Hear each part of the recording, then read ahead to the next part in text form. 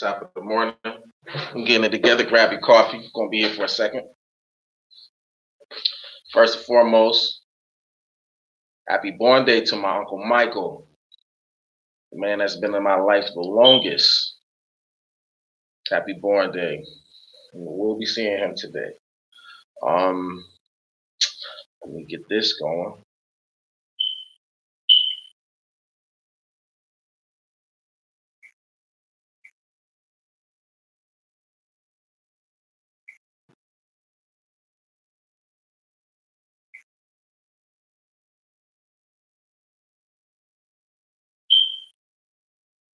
Hmm.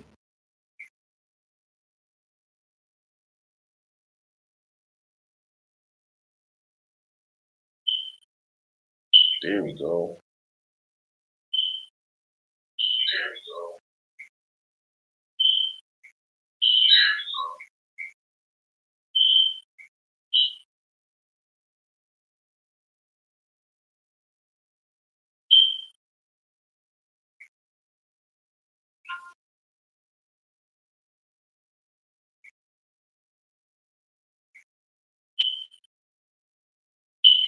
One more time. I gotta hit up Bigo Live or Bigo Live, whatever it's called.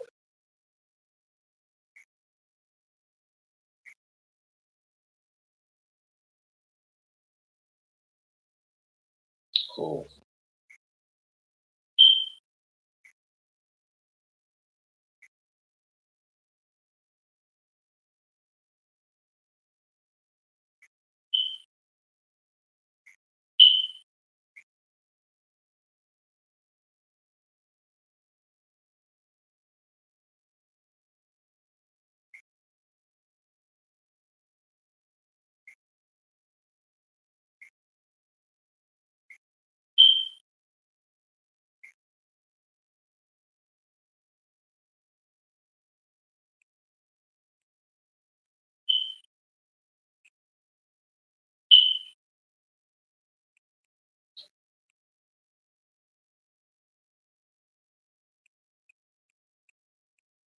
Hope your today is great and your tomorrow is greater. We're gonna get it cracking.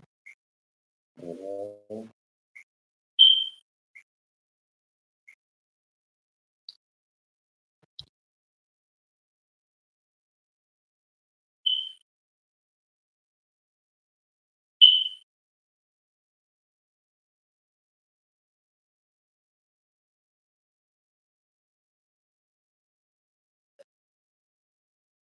Peace. Top of the morning again. Happy birthday to my Uncle Michael. If you know him, definitely shout him out.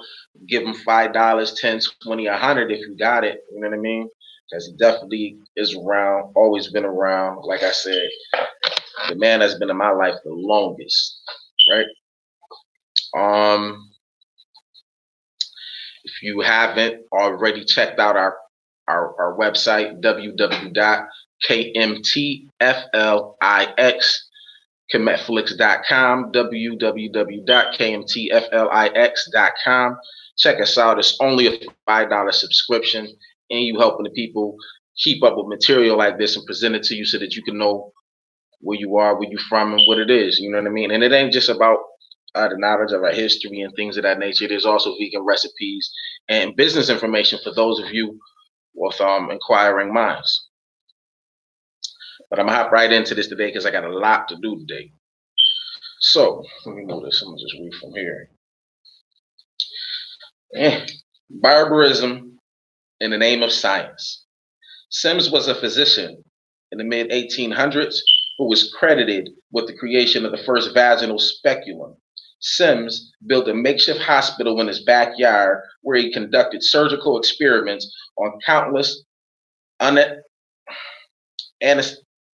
I can't pronounce it, but it's not it's anis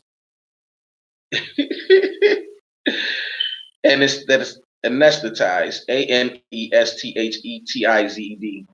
anesthesia. I know that I can't pronounce it the way it's supposed to be pronounced, but I hope that you guys can and you understand where I'm coming from. Countless anesthetized anesthetized African women. Sims reasoned that those women were able to bear great pain because their race made them more durable, and thus they were well suited for painful medical experimentation. Fucking creep, fucking double. In public privates, performing gynecology from both ends of the speculum, Terry Capsulis discusses the prevailing view of black women among many Southern physicians. Their first pathological symptom was their primary and racial characteristic, their skin color.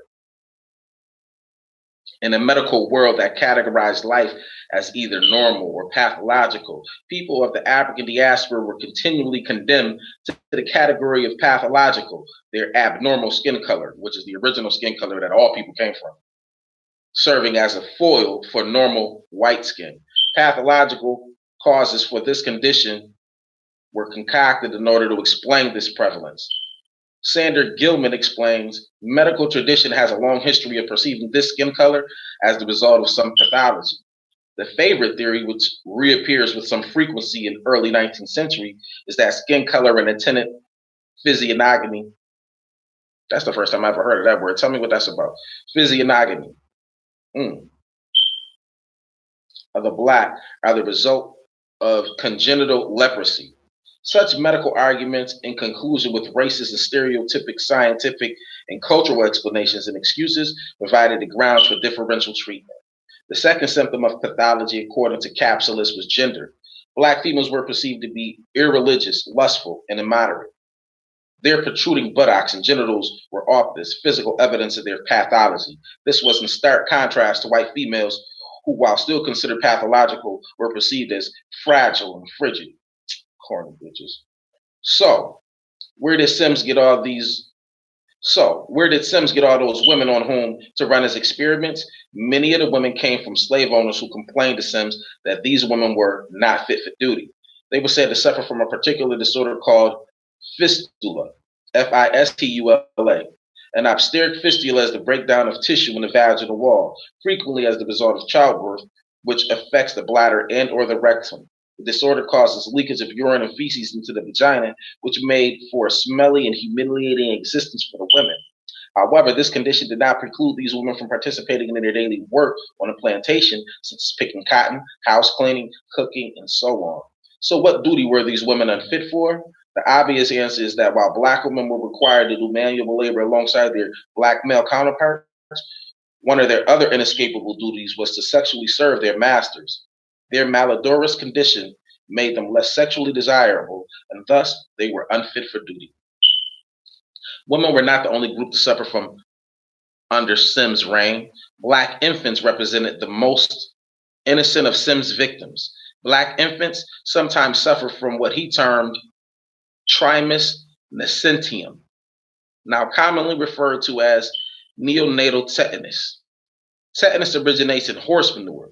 The likely cause of the disease in the infants, given their living conditions and their proximity to animal staples. Sims attributed the condition to the indecency and intellectual flaws of blacks, together with skull malformations at birth. Sims attempted to treat this malady by trying to pry the bones in the skulls of the tiny infants into alignment with the use of a shoemaker's awl. Let me show you what a shoemaker's awl looks like. Do y'all see that? This is what he tried to rearrange the skulls of the babies. You hear me, man? That's crazy. It is not surprising that most of these children died in Sims' laboratory. Though their deaths were unfortunate, all was not lost. From Sims' point of view, he then had free access to their bodies for autopsies and further experimentation. Fucking creep. Slavery provided wealthy white citizens the ability to purchase a virtually endless supply of men, women, and children to abuse in whatever manner their fancies bid them, for however long the enslaved could survive, and all with total impunity. The illusion of freedom. The year was 1863. Abraham Lincoln had just issued the Emancipation Proclamation. We were free. The years of torture, brutality, rape, and abuse were over. Joy, relief, elation. Oh, of course there was confusion, trepidation, and sometimes fear about how we were going to survive, but on the whole, our ancestors were excited for their future.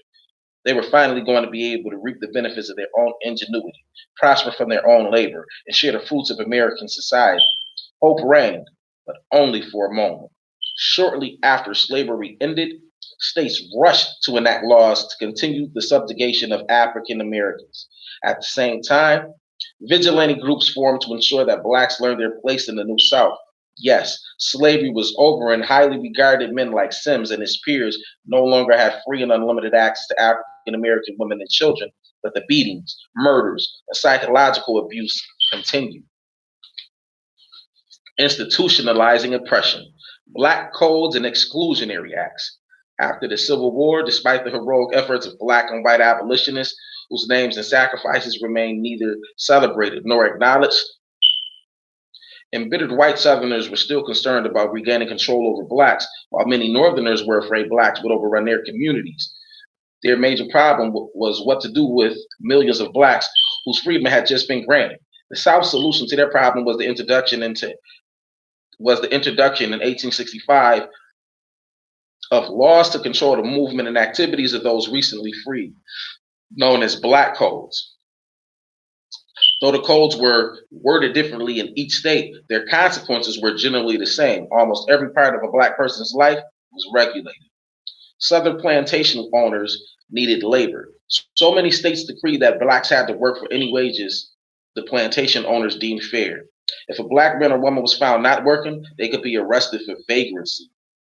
These codes set out what work blacks were allowed to do, where they could do it, and what hours they could work. The codes prevented blacks from owning land, voting, suing, and sitting on juries. Often these codes defined where, when, and with whom blacks could travel. Fortunately, within a couple of years, the federal courts ruled these codes too harsh and overturned them, claiming that whites and blacks should be subject to the same laws and penalties. Even though the black codes lasted only a short period of time, it is easy to see how they set the stage for what was to follow. Whites were not going to sit idly and let the blacks prosper. The solution in some northern states was the introduction of exclusionary laws that restricted the number of blacks allowed to stay in their territory. Oregon was among the states that enacted laws of exclusion, and these articles from its constitution adopted in 1859 were typical. Article 1, Section 35. No free Negro or mulatto not residing in this state at that time of the adoption of the Constitution shall come, reside, or be within the state, or hold any real estate, or make any contracts, or maintain any suit therein. And the Legislative Assembly shall provide by penal laws for the removal by public officers of all such Negroes and mulattoes, and for their effectual exclusion from the state, and for the punishment of persons who shall bring them into the state, or employ, or harbor them. Article 11. Section 6, no Negro, Chinaman, or mulatto shall have the right of suffrage. One justification for the exclusionary laws was a fear by whites and blacks that blacks would intermarry. Let me read that again. One justification for the exclusionary laws was a fear by whites that blacks would intermarry with Indians and form an undefeatable army that would annihilate them. This was a commonly held belief during this period and was expressed frequently by politicians. Samuel Thurston was a delegate to the United States Congress from the Oregon Territory. Speaking before Congress in 1850 in defense of his territory's exclusionary acts, he argued the following. The Negroes associate with the Indians and intermarry, and if their free ingress is encouraged or allowed, there would a relationship spring up between them and the different tribes, and a mixed race would ensue, inimical to the whites, and the Indians being led on by the Negro who was better acquainted with the customs, language, and manners of the whites than the Indian, these savages would become much more formidable than they otherwise would, and long and bloody wars would be the fruits of the coming of the races. It is the principle of self-preservation that justifies the action of the Oregon legislature. The peonage of sharecropping from 1866 to 1955. After the war, the federal government was called upon by Northerners to confiscate the lands of plantation owners who fought against the North and redistribute it among the ex-slaves. The government refused, leaving almost all free blacks desperately poor. Come on. So here you have it that the federal government was called upon by the Northerners, let's just say, to confiscate the lands of plantation owners who fought against the North and redistributed among the ex-slaves. I just wanted y'all to know that they say there's evidence that about 25% of the land of the United States was our land. Every time we come up, these people take it. We got to stop turning the cheek thinking somebody gonna come save us but ourselves. No one is coming to save you but you. It's time to stop pussyfooting and sucking up to these motherfuckers, man. And it's time to come together and make it happen. We ain't even probably even got to lay a finger but on a few of them if it come to that. On some real shit. Our unity scared the shit out of everybody. Period. Let me go ahead and continue reading before I get off into my own little shit. The government refused, leaving almost all of the free blacks desperately poor, like 99.9% of them. In order to feed themselves and their families, many of them agreed to return to work the land of their former masters in return for a share of the crops they raised. The remaining shares would be used to pay rent and buy supplies. Unfortunately, what frequently resulted was peonage, the unlawful pushing of blacks back into slavery through debt servitude. This is going to tie into mass incarceration because, as you see, nothing ever changed. All they did was transmute slavery from one form to another with their bullshit ass jargon and laws and statutes. These families having no money would buy the seed, tools, mules, and supplies they needed from local merchants on credit. Some merchants would then change exorbitantly, EXORBITANTLY, high interest rates, which made it impossible for the families to pay off their debts. Other merchants would take advantage of the local sharecroppers' illiteracy and simply create false billing statements. Either way, at the end of the season, when the accounts were settled, the black family would inevitably find that they still owed money and would then be forced to remain on the farm to work in order to clear the debt. The following year, they needed to borrow money again for seed, livestock, and supplies. And so every year their debt would increase. Thus, in essence, the family was re-enslaved. Sometimes this went on for generations. Blacks who attempted to reject or escape such unfair treatment would be jailed or fined, which brings us to the convict lease system. While most people believe that the 13th Amendment abolished slavery and involuntary servitude, a loophole was opened that resulted in the widespread continuation of slavery in the southern states and all the states of America, slavery as a punishment for a crime.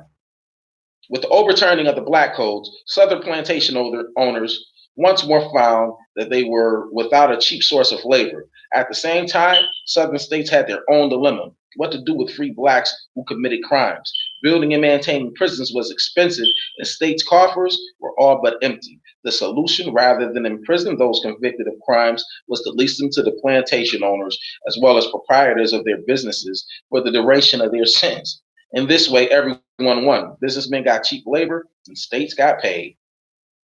Did I say everyone won?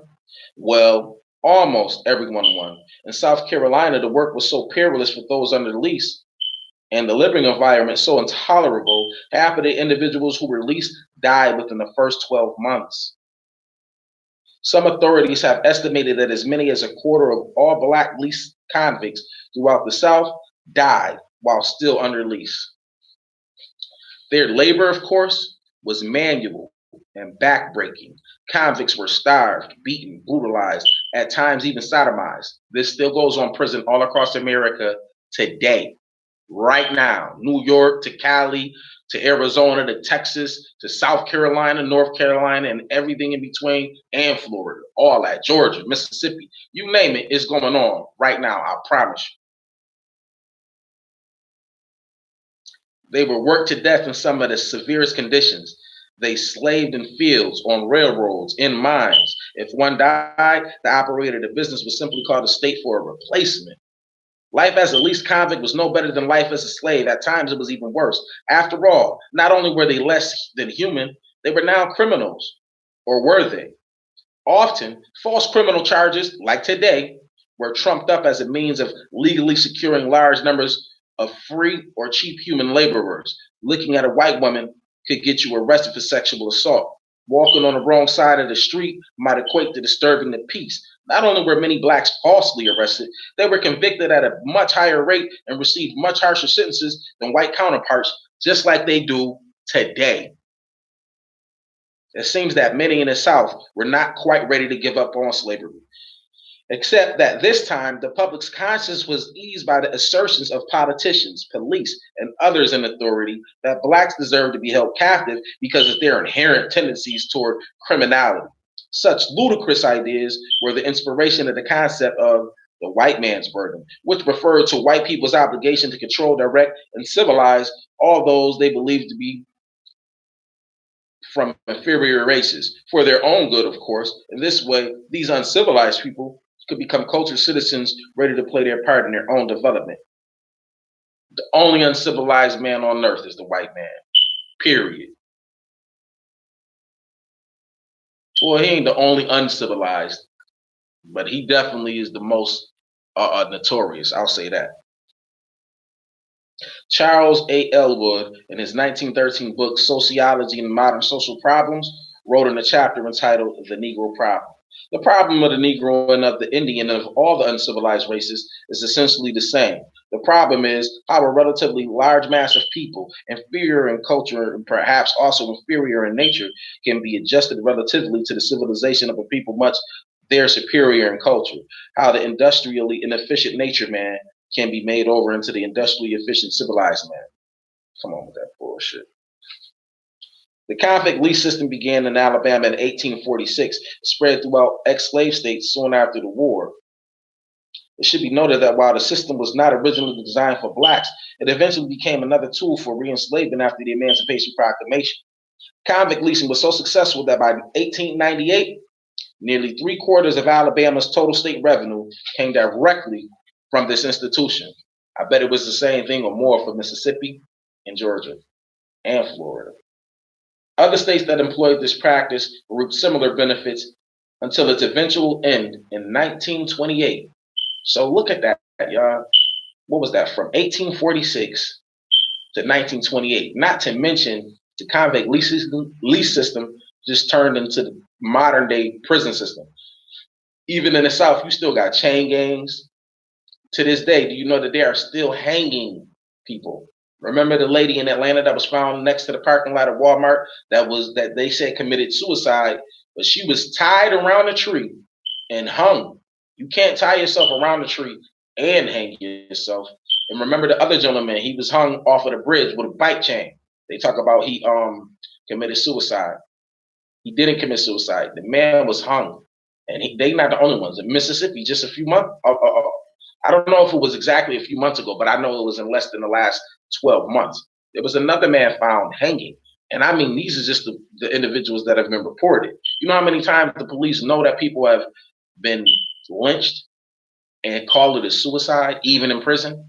That's what they're doing. Check out Erie County Holding Center. It got more deaths by hanging per capita than practically any jail in the United States. This is Buffalo, New York. Now we in the North. If they doing it in the North, what do you think they doing in the South? Do you see what they got going on in the parchment prisons? And I don't even think it's just parchment prison in Mississippi, but it's prisons throughout Mississippi. But do you know that that same shit is going on through all prisons throughout the United States, and that we got the most prisoners of all the world's prisons? The United States, the so-called free land of the free. It ain't never been the land of the free as long as these uncivilized fuckers been around. Word. But it did not end. Convict lease was rapidly replaced by chain gangs, a similarly brutal form of forced labor, which continued until its final abolishment in the 1950s. It didn't get abolished in the 50s. They still got chain gangs from people in prison in the South. I've seen them as I've drove past on the road, and I've even taken pictures. I'm gonna have to find some for y'all.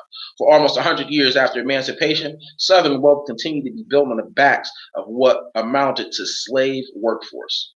Jim Crow, 1896 to 1954. Dr. Martin Luther King Jr. knew firsthand about segregation and its connection with the long and tumultuous history taught to him by his mother in his early boyhood, and his mother's teaching stayed with him throughout his life. Every parent at some time faces the problem of explaining the facts of life to his child. Just as inevitably for the Negro parent, the moment comes when he must explain to his offspring the facts of segregation. My mother took me on her lap and began telling me about slavery and how it had ended with the Civil War. She tried to explain the divided system of the South, the segregated schools, restaurants, theaters, housing, the white and colored signs on drinking fountains, waiting rooms, laboratories, as a social condition rather than a natural order. Then she said the words that almost every Negro hears before he can yet understand the injustice that makes them necessary. You are as good as anyone.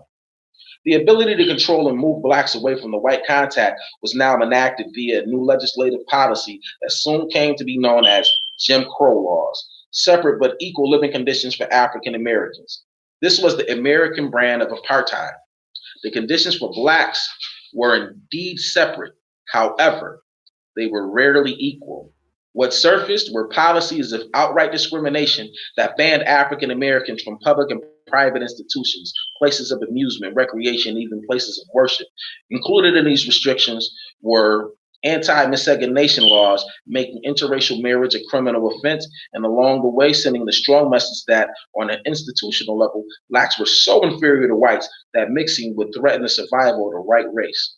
It is hard to see what the problem was. Whites had been sexually exploiting enslaved women and children for the past 240 plus years. According to an 1860 census, there were close to 600,000 mixed race children resulting from white slave masters' sexual encounters with enslaved black females. Mind you, those enslaved black females, some were even as young as 8, 9, and 10.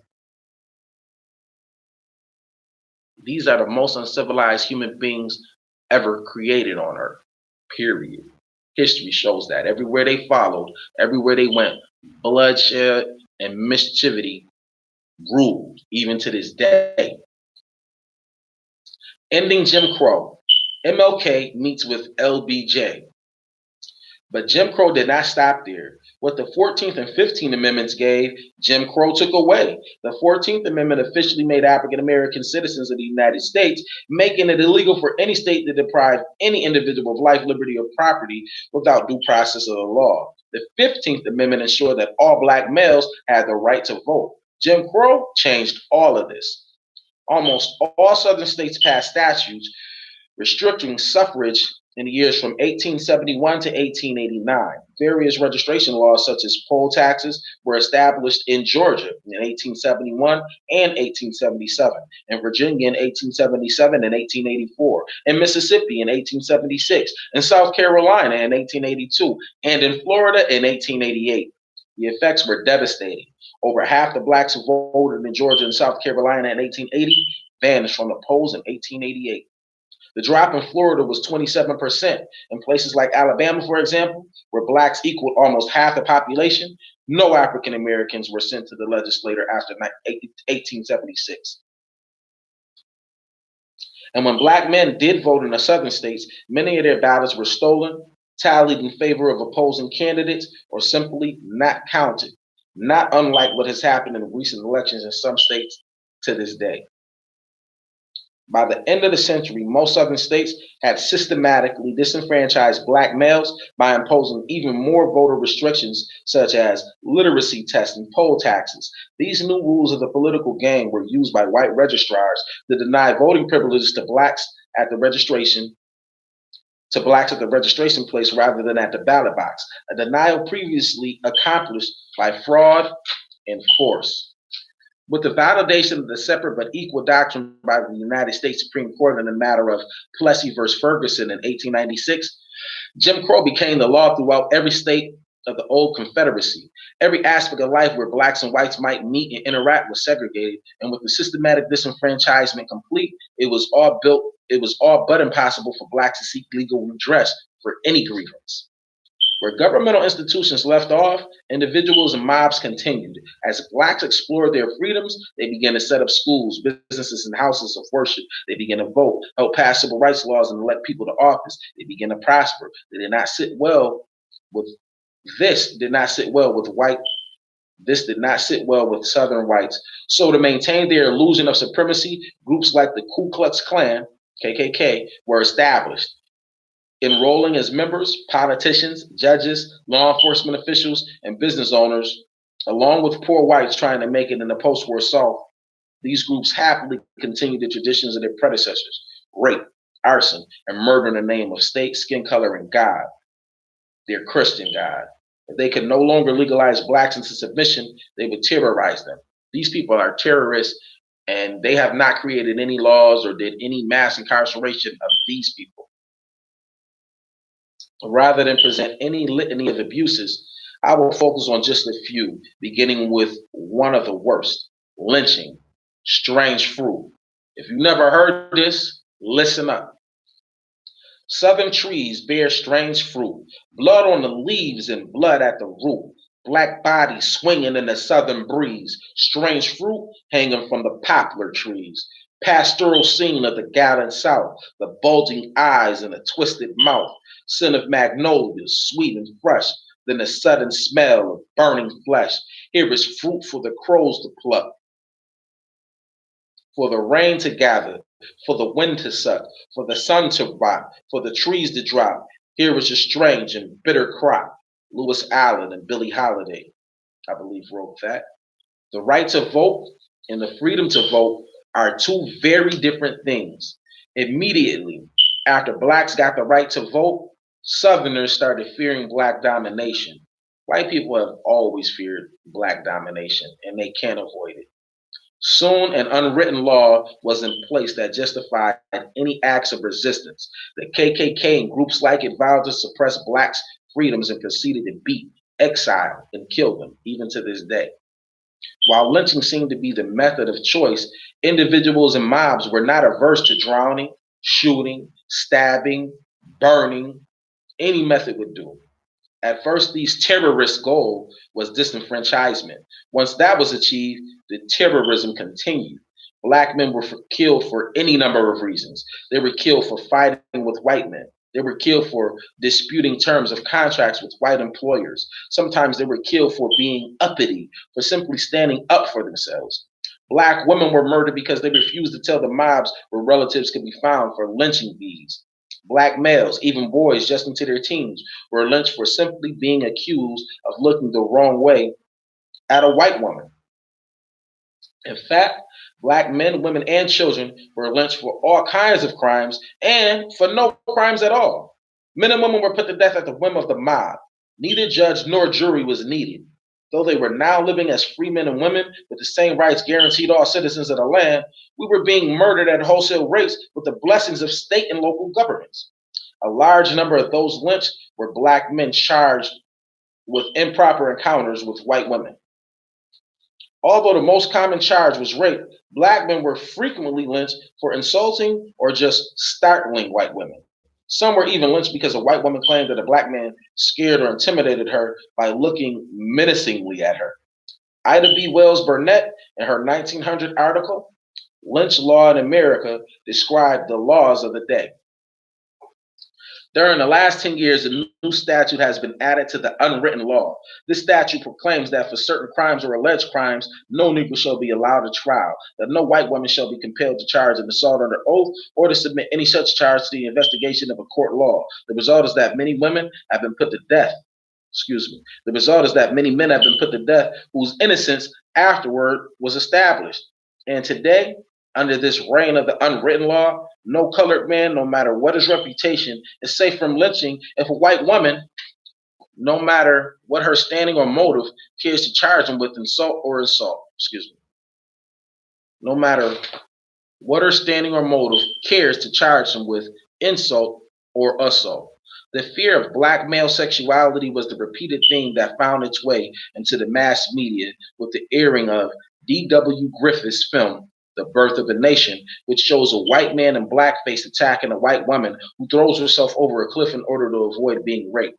The black character was calculatingly depicted as the evil villain.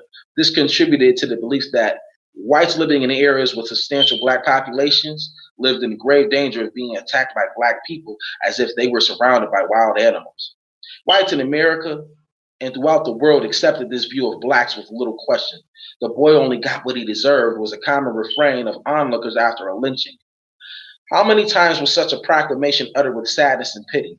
How many of the good Christian people responsible really wish things were different? How many times did such pious souls deem it right and proper that a human being should be seized by a mob and burned to death upon an unsworn and uncorroborated charge of his accuser? Repeatedly, in a nation of laws that supposedly presume every person innocent until proven guilty, white criminals blackened their faces and felt free to commit any crime so as long as they were able to throw suspicion on a black person. Even the police are doing that today with the blackface masks that were sold out, that we only have videos of police buying and committing crimes in places like Chicago, LA, New York, St. Louis, and for that matter, we just gonna say all states because that's what the fuck they was doing and been doing.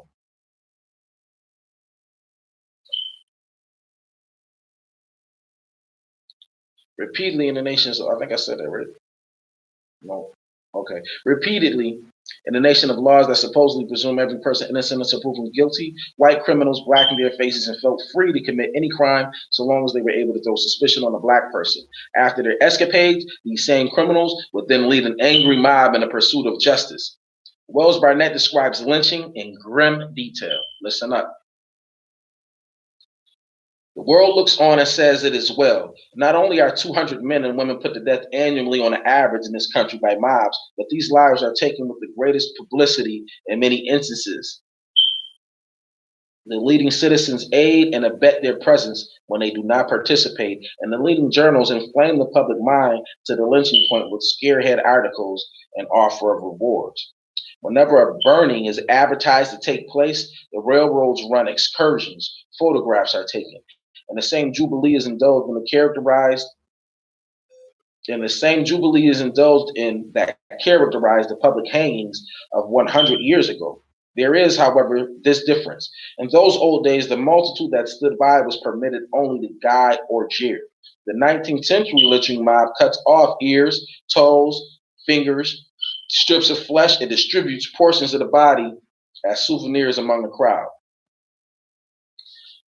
If you ever seen Oh My God, Master Farad, you'll see that before Elijah Poole became the Honorable Elijah Muhammad, as a young man, there was a white man that passed by him one day and pulled out an ear from a lynching that had happened prior to basically assert his authority and show him, like, man, this is what we do to y'all. This is a souvenir for you.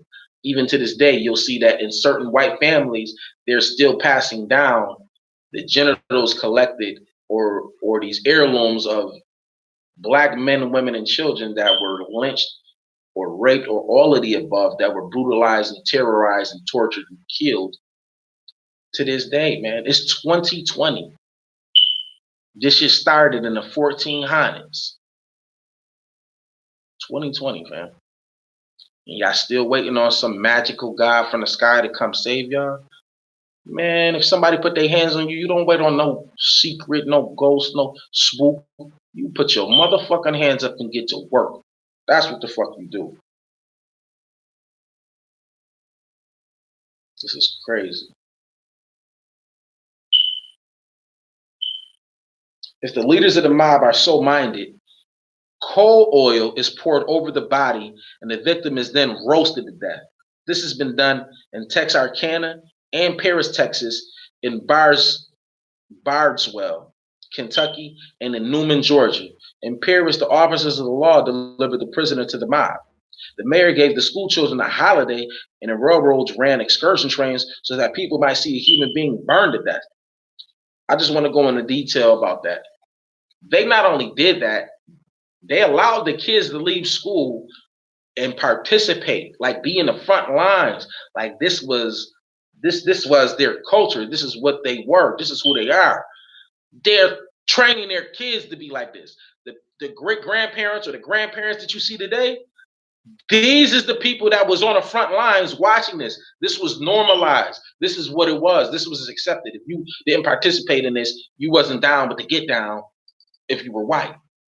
You understand what I'm saying? Like, you got to really see the psychology behind all of this that we've been going through. And remember, we never got no form of psychological help. Every time they gave us something, they took it away or tried to spread it amongst other people that resembled us.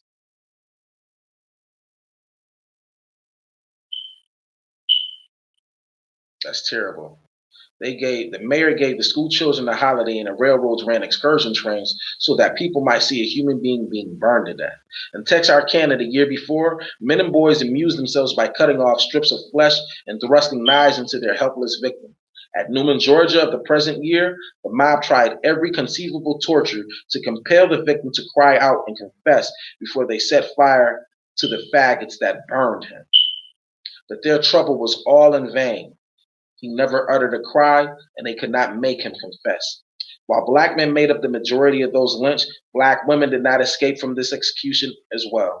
In 1918, a pregnant black woman named Mary Turner was hanged, covered with oil and gasoline, and burned. This was 102 years ago. That's not a long time ago.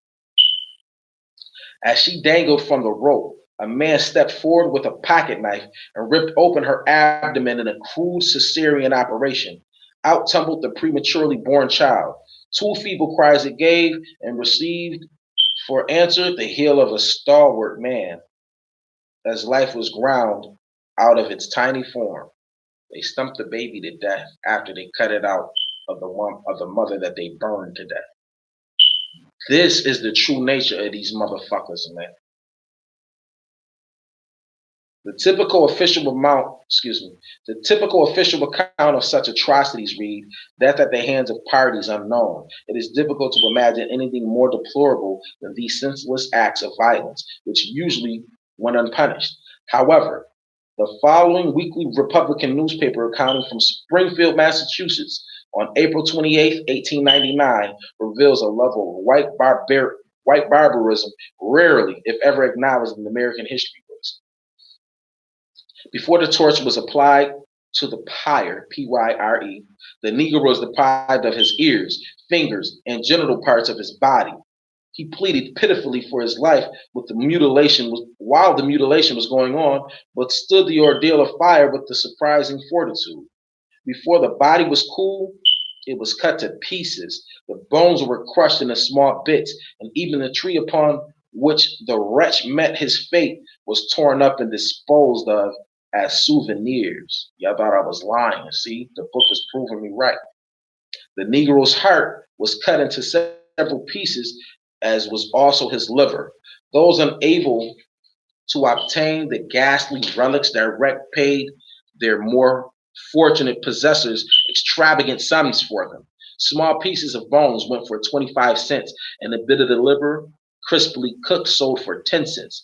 As soon as the Negro was seen to be dead, there was a tremendous struggle among the crowd to secure the souvenirs.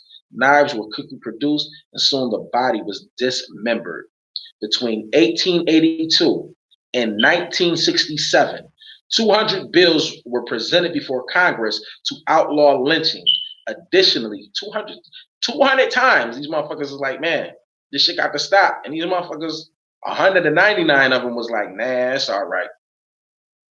Additionally, 7 presidents urged Congress to end the practice. Each and every time, these efforts were rejected by the Congress and lynching continued unabated and unpunished. It was not until 2005, 15 years ago, that the United States Senate offered an apology for what it termed domestic terrorism against mostly black people.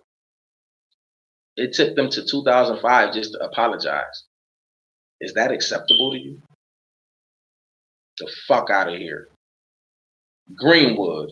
In 1921, African Americans had managed to build Greenwood, a booming industrious town within Tulsa, Oklahoma, that came to be called the Negro Wall Street by local residents. Segregated towns like Greenwood formed because it was often unlawful for black to own businesses in white cities.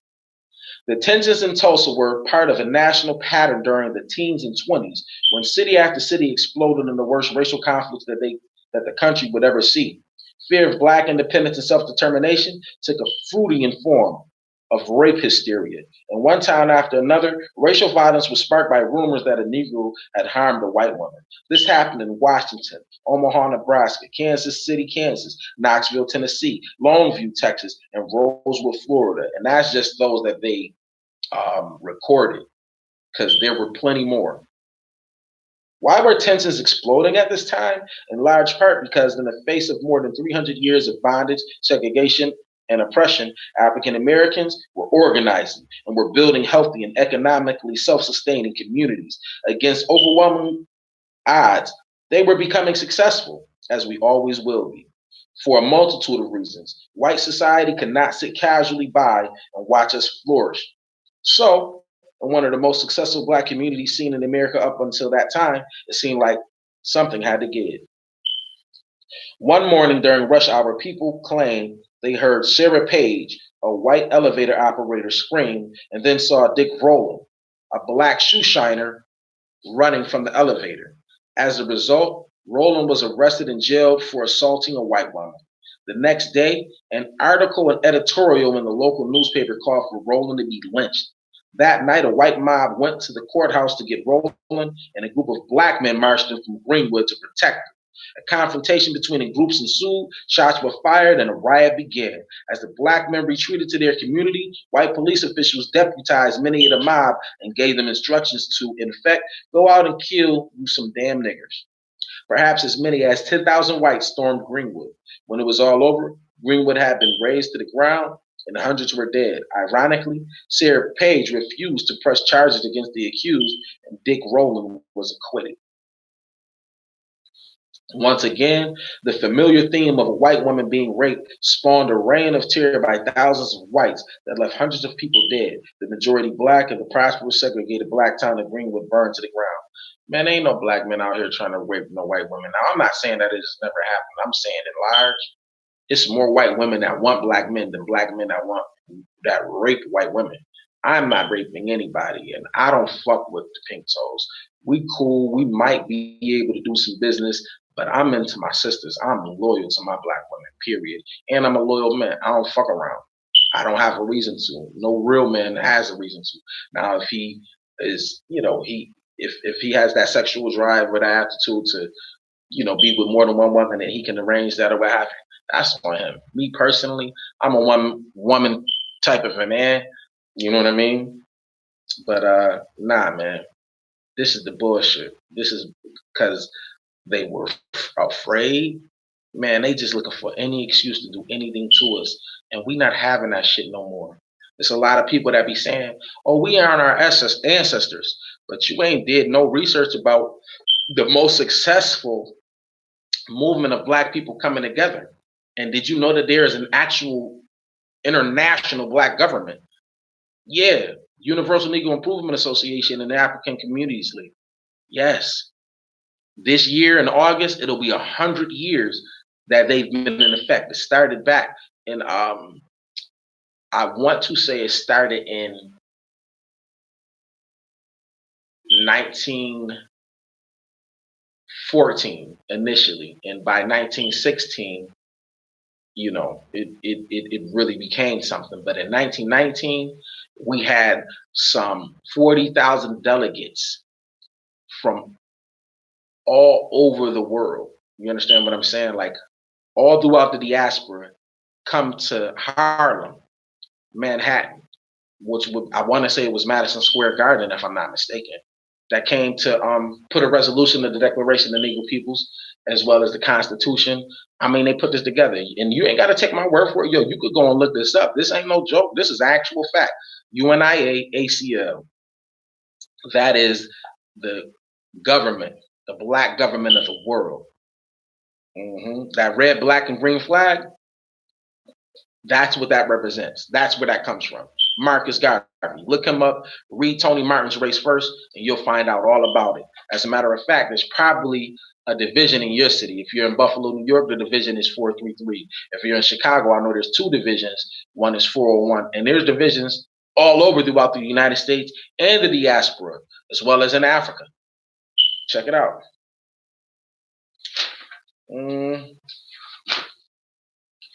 I think I'm gonna leave this here and I'm gonna stop right where I'm at, because this chapter by itself is deep. We on 75 and we still got 20 more pages to go to finish this, so I'm gonna just stop here. But yeah, check us out, man. www.kmtflix.com, kmtflix.com. If you're in Buffalo, New York, or near Buffalo, New York, February 1st, 5 p.m., we will be at the Juneteenth headquarters located on the corners of Genesee and Moselle Streets. What else? Mondays, we have the African Conscious Workshop at the Frankie Merriweather Library located on Jefferson near Utica Streets. So I'm going to go ahead and get up out of here, but that's just something to think about. I hope your today is great and your tomorrow is greater. If you need your t-shirts, if you need your sweatshirts, hoodies, hit us up, and we sending them all over the world. So hit us up. We got them on deck, jewelry, all that. You know what I mean? Check us out on Facebook, Cowrie Creations, COWRIE CREATIONS. Check us out. But I hope your today is great, your tomorrow is greater, and may fortune favor you. Peace.